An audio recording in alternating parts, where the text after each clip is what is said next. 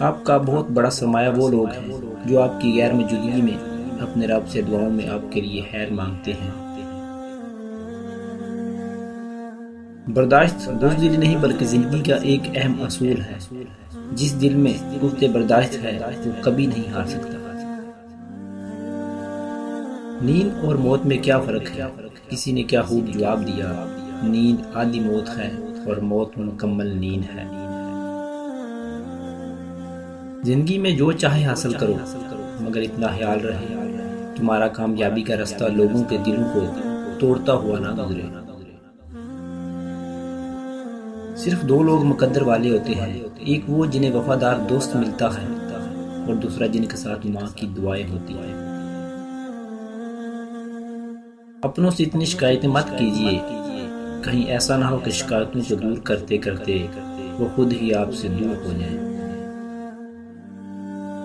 موت سب سے بڑی حقیقت ہے، ہر شخص بلا بیٹھا ہے، اور زندگی سب سے بڑا دھوکہ ہے جس کے پیچھے ہر شخص بھاگ رہا ہے۔ جس طرح جسم کو بیماری کی موجودگی میں کھانے کی لذت حاصل نہیں ہوتی، اس طرح گناہوں کی موجودگی میں دل کو عبادت کی لذت محسوس نہیں ہوتی۔ اگر خوش ہو تو آہستہ سے ہنسا کرو تاکہ غم نہ جاگ اٹھے، اور اگر غمگین ہو تو آہستہ رویا کرو تاکہ آنے والی خوشیاں کہیں نا امیدی میں بدل نہ جائیں۔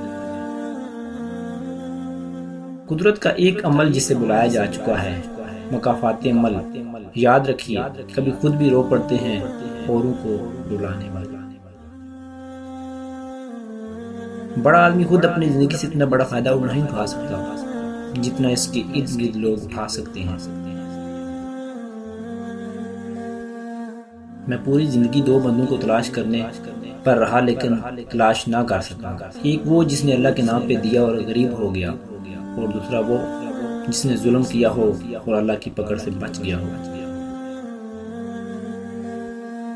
مومن کی مثال ترازو کے پلڑے جیسی ہے، جس قدر اس کے ایمان میں اضافہ ہوتا ہے اتنی ہی اس کی آزمائش بڑھتی ہے۔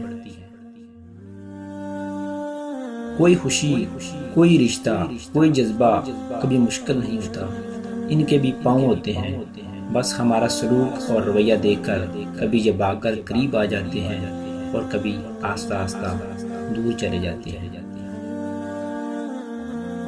امام غزالی رحمۃ اللہ علیہ سے کسی نے پوچھا، جو شخص نماز نہ پڑھے اس کا کیا حکم ہے؟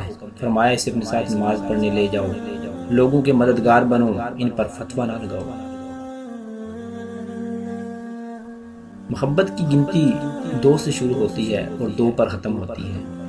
اگر ایک کم ہو جائے تو پاؤں کے نیچے سے زمین نکل جاتی ہے، اور اگر ایک سے زیادہ ہو جائے تو دل سے یقین نکل جاتا ہے۔